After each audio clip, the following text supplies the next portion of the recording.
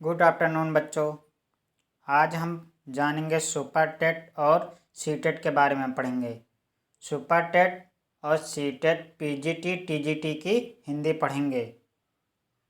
बहुत important special class ये चलने वाली है। Super TET TET TGT PGT की स्पेशल क्लास हिंदी की। अगर ये क्लास आपको अच्छी लगती है तो सब्सक्राइब करना और बेल आइकन दबाना मत भूलिएगा। चलिए क्लास की तरफ देखते हैं क्या होता है। आज हम पढ़ेंगे भाषा। क्या पढ़ेंगे बच्चों? भाषा। भाषा भाषा क्या है? भाषा जो है, भाषा शब्द संस्कृत के भाष धातु से बना है। भाषा शब्द संस्कृत के भाष धातु से मिलकर बना है, जिसका अर्थ है कहना, बोलना या व्यक्त करना। क्या है? भाषा शब्द का संस्कृत के भाष धातु से मिलकर बना है, जिसका अर्थ है कहना, बोलना, व्यक्त करना है। क्या है बच्चों? भाषा शब्द जो है संस्कृत के भाष धातु से मिलकर बना है, जिसका अर्थ है कहना, बोलना, व्यक्त करना। अब हम देखते हैं परिभाषा क्या होती है भाषा की। भाषा वह साधन है, भाषा वह साधन है जिसके द्वारा हम अपने मन के विचारों को दूसरों तक पहुंचाना है और दूसरे के विचार को समझता है। दूसरे के विचार को समझता है, उसे क्या कहते हैं? भाषा। क्या कहते हैं? उसे भाषा की परिभाषा कहते हैं। जैसे विचार अभिव्यक्ति के माध्यम को भाषा कहते हैं। क्या कहते हैं बच्चों? विचार अभिव्यक्ति के माध्यम को भाषा कहते हैं। भाषा वह साधन है जिसके द्वारा हम अपने मन के विचारों को दूसरों तक पहुंचाना है और दूसरे के विचार समझता है, दूसरे के विचारों को समझाता है। विचार अभिव्यक्ति के माध्यम को भाषा कहते हैं। विचार के अभिव्यक्ति के माध्यम को भाषा कहते हैं। क्या कहते हैं बच्चों? भाषा विचार अभिव्यक्ति के माध्यम को भाषा कहते हैं। जिन ध्वनियों मतलब जिन ध्वनि चिन्हों द्वारा मनुष्य परस्पर विचार विनिमय करता है। मनुष्य परस्पर विचार को विनिमय करता है, उसका समष्टि रूप से भाषा कहते हैं। समष्टि रूप से भाषा कहते हैं। जिन ध्वनि मतलब ध्वनि या आवाजों को चिन्हों द्वारा मनुष्य परस्पर विचार विनिमय करता है, उसका समष्टि रूप से भाषा कहते हैं। क्या कहते हैं बच्चों? भाषा कहते हैं। किसने लिखा है? डॉक्टर बाबूराम सक्सेना ने कहा। किसने कहा? किसके माध्यम? डॉक्टर बाबूराम सक्सेना ने कहा। क्या कहा? जिन ध्वनि चिन्हों द्वारा मनुष्य परस्पर विचार विनिमय करता है, उसका समष्टि रूप से भाषा कहते हैं। उसको समष्टि रूप से भाषा कहते हैं। किसके माध्यम से कहा? डॉक्टर बाबूराम सक्सेना के माध्यम से कहा है। अब देखते हैं भाषा का विकास। क्या देखते हैं बच्चों? भाषा का विकास। संस्कृत भाषा जो है 1500 ईस्वी से 500 ईस्वी पूर्व तक हुई थी।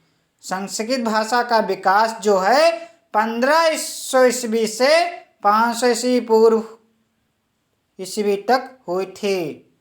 संस्कृत भाषा का विकास 1500 ईस्वी से 500 ईस्वी पूर्व तक।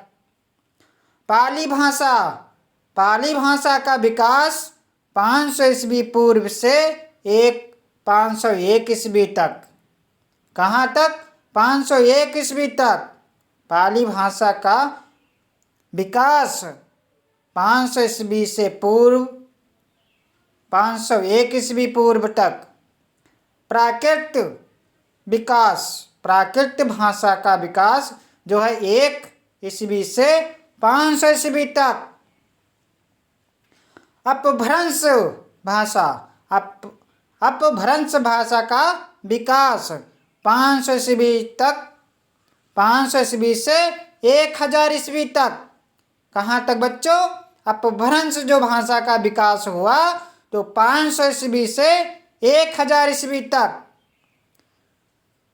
और हिंदी, हिंदी 1000 ईस्वी से अब तक जो अपभ्रंश भाषा का विकास हुआ ये 500 ईस्वी से 1000 ईस्वी तक। और हिंदी भाषा का विकास 1000 ईस्वी से आज तक या अब तक हुआ। अब देखते हैं बच्चों भाषा का विकास। भारतीय आर्य भाषा, क्या पढ़ेंगे बच्चों? भारतीय आर्य भाषा।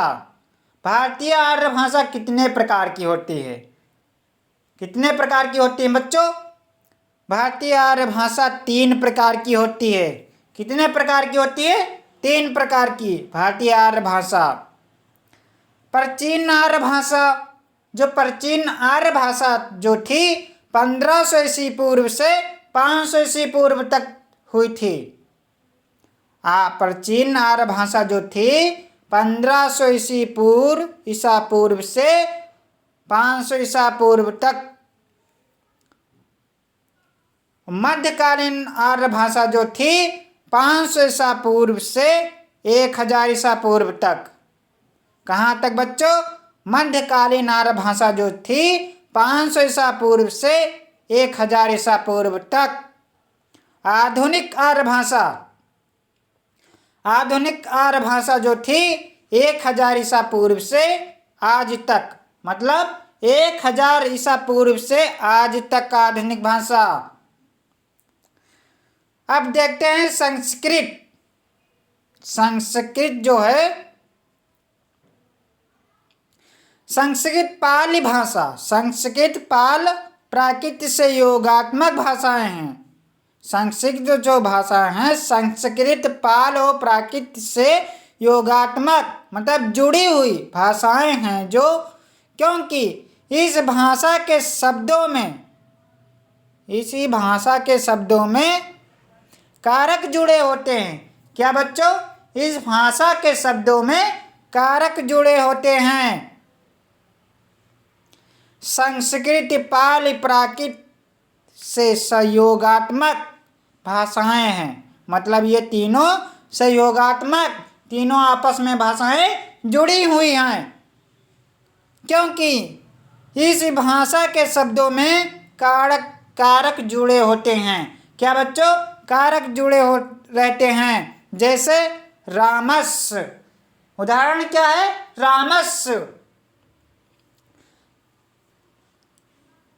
अपभ्रंश हिंदी वियोगात्मक, अपभ्रंश हिंदी वियोगात्मक भाषाएं, क्योंकि इन भाषाओं के शब्दों में कारक शब्दों से अलग लिखे जाते हैं।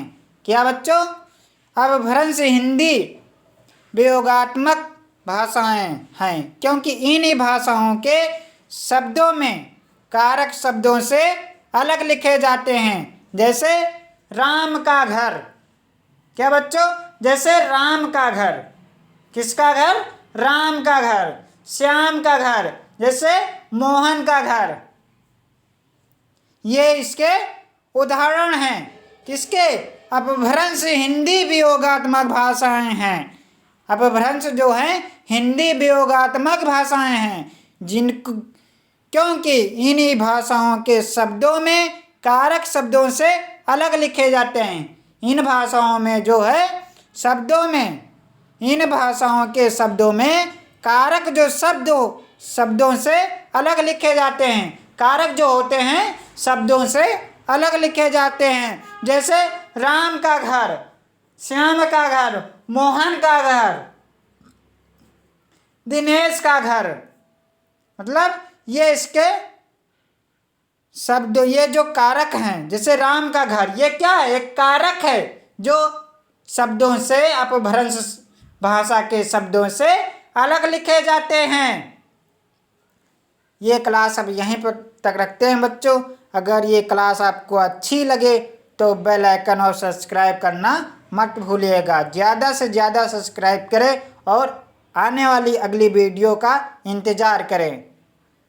Super TET, TET, C TET, PGT, TGT के लिए स्पेशल क्लासेस है हिंदी की।